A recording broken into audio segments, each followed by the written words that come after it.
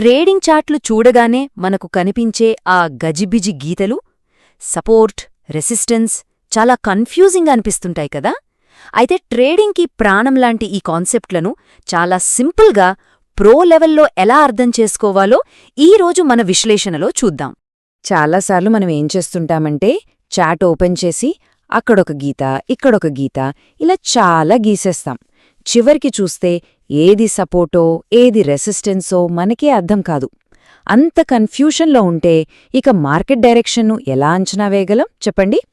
So ఈ గందరగోళానికి full stop పెట్టడానికే ఈ విశ్లేషణ. సరే, అయితే అసలు ఫస్టు ఈ సపోర్ట్ అండ్ రెసిస్టెన్స్ అంటే ఏంటో చూద్దాం. వీటిని టెక్నికల్ అనాలిసిస్కి ఫౌండేషన్ అని చెప్పొచ్చు. సింపుల్గా చెప్పాలంటే సపోర్ట్ అంటే ఒక ఫ్లోర్, అంటే నేల అన్నమాట. మనం ఒక గదిలో ఉన్నామనుకోండి, మనం నేల మీద నిలబడగలం, కానీ దాని గుండా కిందికి పడిపోలేం కదా. మార్కెట్లో కూడా అంతే. ధరలు కిందికి పడుతూ పడుతూ ఒక పాయింట్కి వచ్చాక ఆగిపోతాయి. ఎందుకంటే అక్కడ కొనేవాళ్లు చాలా బలంగా ఉంటారు. వాళ్లు మార్కెట్ని ఇంకా కిందికి పడనివ్వరు. అందుకే దాన్ని మనం బలమైన బయింగ్ జోన్ అని పిలుస్తాం. మరి రెసిస్టెన్స్ అంటే ఏంటి? సింపుల్, అదే గదిలో ఉండే సీలింగ్, అంటే కప్పనమాట.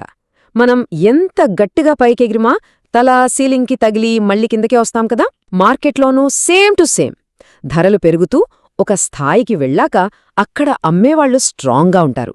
వాళ్లు ధరని ఇంకా పైకి వెళ్లకుండా అడ్డుకుని కిందకి నెట్టేస్తారు. అందుకే ఇదొక స్ట్రాంగ్ సెల్లింగ్ జోన్ అవుతుంది. అయితే ఇక్కడ గుర్తుపెట్టుకోవాల్సిన చాలా ముఖ్యమైన విషయం ఒకటుంది. ఏదో ఒక పాయింట్ని చూసి ఇదే సపోర్ట్ అనలేం. ఒక లెవెల్ నిజంగా సపోర్ట్ లేదా రెసిస్టెన్స్ అని కన్ఫర్మ్ అవ్వాలంటే ప్రైస్ కనీసం 2 సార్లైనా ఆ లెవెల్ని టచ్ చేసి వెనక్కి రావాలి. ఇంకా చెప్పాలంటే ఎన్ని ఎక్కువసార్లు ప్రైస్ ఆ లెవెల్ని రెస్పెక్ట్ చేస్తే ఆ లెవెల్ అంత పవర్ఫుల్ అన్నమాట. ఓకే, బేసిక్స్ అర్థమయ్యాయి కదా. ఇప్పుడు ఒక ప్రో టిప్ చూద్దాం. ఇది చాలామంది బిగినర్స్కి, ఎక్స్పీరియన్స్డ్ ట్రేడర్స్కి మధ్య ఉన్న మేజర్ డిఫరెన్స్. అదేంటంటే లైన్స్ కాదు, జోన్స్ గీయడం. అసలెందుకో చూద్దాం పదండి.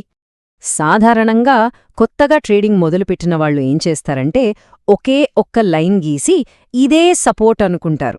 కానీ ఆలోచించండి, మార్కెట్ను నడిపించే పెద్ద పెద్ద ఇన్వెస్టర్లు వాళ్ళు ఒకే ఒక్క ప్రైస్ పాయింట్ దగ్గర కొంటారా, అమ్మేస్తారా? లేదు కదా. వాళ్ళు ఒక రేంజ్లో, అంటే ఒక ఏరియాలో కొంటారు, అమ్ముతారు.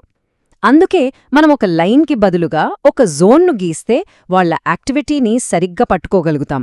అప్పుడే మన అనాలిసిస్ కరెక్ట్గా ఉంటుంది. సో ఇది మాత్రం బాగా గుర్తుపెట్టుకోండి. సపోర్ట్ అండ్ రెసిస్టెన్స్ అంటే ఎప్పుడూ ఒక సింగిల్ లైన్ కాదు, అది ఎప్పుడూ ఒక జోన్. ఈ ఒక్క పాయింట్ చార్ట్లను చూసే పద్ధతినే మార్చేస్తుంది. ఇకపై లైన్స్ని మర్చిపోండి, జోన్స్ పైనే ఫోకస్ చేయండి. రైట్, ఇప్పటిదాకా మనం బేసిక్స్ అలాగే జోన్స్ గురించి నేర్చుకున్నాం. ఇప్పుడు అసలైన గేమ్ చేంజర్ కొద్దాం. ఈ ఒక్క కాన్సెప్ట్ అర్థమైతే చాలు, మార్కెట్ నిజమైన ట్రెండ్ని చాలా ఈజీగా పట్టుకోవచ్చు. దాని పేరే రోల్ రివర్సల్. పేరు చూసి కన్ఫ్యూజ్ అవ్వకండి, ఇది చాలా సింపుల్. ఒకప్పుడు సీలింగ్లా ఉన్నది బ్రేక్ అయ్యాకేమవుతుంది? అదే మనకు కొత్త ఫ్లోర్గా మారుతుంది. అలాగే ఒకప్పుడు ఫ్లోర్లా సపోర్ట్ ఇచ్చింది బ్రేక్ అయితే అది మనకు కొత్త సీలింగ్గా అడ్డుపడుతుంది. ఇలా ఒకప్పుడు రెసిస్టెన్స్ సపోర్ట్గా మారడాన్ని, సపోర్ట్ రెసిస్టెన్స్గా మారడాన్ని సింపుల్గా రోల్ రివర్సల్ అంటారు. పాత్రలు తారుమారయ్యాయన్నమాట. ఓకే, థియరీ బాగుంది. మరి ప్రాక్టికల్గా దీన్నెలా వాడాలి? ఈ రోల్ రివర్సల్ని ఉపయోగించి అసలు మార్కెట్ అప్ ట్రెండ్లో ఉందా లేక డౌన్ ట్రెండ్లో ఉందా అని పక్కాగా ఎలా కన్ఫర్మ్ చేసుకోవాలో ఇప్పుడు చూద్దాం. ఒక అప్ ట్రెండ్ని ఎలా కన్ఫర్మ్ చేసుకోవాలో చూద్దాం. ముందుగా ప్రైస్ ఒక రెసిస్టెన్స్ జోన్ను బ్రేక్ చేసి పైకి వెళ్ళాలి. ఓకే, బ్రేక్ అయింది కదా అని వెంటనే ఎంటర్ అవ్వకూడదు. ఆ తర్వాత ప్రైస్ మళ్లీ కిందకి వచ్చి ఇంతకు ముందు ఏ రెసిస్టెన్స్ జోన్ను అయితే బ్రేక్ చేసిందో దాన్నే సపోర్ట్గా తీసుకోవాలి. అంటే పాత సీలింగ్ ఇప్పుడు కొత్త ఫ్లోర్గా మారాలి. అలా జరిగి ప్రైస్ మళ్లీ పైకి వెళ్లడం మొదలుపెడితే అప్పుడు అది పక్కా అప్ ట్రెండ్ అని మనం నిర్ధారించుకోవచ్చు. మరి డౌన్ ట్రెండ్ సంగతేంటి? దీనికి కంప్లీట్ రివర్స్ అన్నమాట. ప్రైస్ ముందు ఒక సపోర్ట్ జోన్ను బ్రేక్ చేసి కిందకి వెళ్తుంది. ఆ తర్వాత మళ్లీ పైకొచ్చి ఆ పాత సపోర్ట్ జోన్ దగ్గరే ఆగిపోతుంది. అంటే ఒకప్పటి ఫ్లోర్ ఇప్పుడు కొత్త సీలింగ్లా అడ్డుకుంటుంది. అక్కడ నుంచి ప్రైజ్ మళ్లీ కిందకి పడిపోవడం మొదలైతే అది పక్కా డౌన్ ట్రెండ్ అని కన్ఫర్మ్ చేసుకోవచ్చు. సో ఇప్పటిదాకా మనం నేర్చుకున్నదంతా కలిపి ఒక సింపుల్ చెక్లిస్ట్ లాగా కొన్ని కీ రూల్స్గా చూద్దాం. దీన్ని ఒక ట్రేడింగ్ ప్లేబుక్ అనుకోవచ్చు. రూల్ నంబర్ 1, ఒక లెవెల్ని ప్రైజ్ ఎన్ని ఎక్కువసార్లు టచ్ చేస్తే అది అంత స్ట్రాంగ్. రూల్ నంబర్ 2, ఎప్పుడు లైన్స్ గీయద్దు, ఎప్పుడు జోన్స్ మాత్రమే గీయాలి. రూల్ నంబర్ 3, ట్రేడ్ తీసుకునే ముందు అవసరపడద్దు, రోల్ రివర్సల్ జరిగి ట్రెండ్ కన్ఫర్మ్ అయ్యేదాకా వెయిట్ చేయాలి. ఇక ఫైనల్ రూల్, నిజమైన బ్రేక్అవుట్ లేదా బ్రేక్డౌన్ జరిగేటప్పుడు వాల్యూమ్ కూడా ఎక్కువగా ఉంటుంది.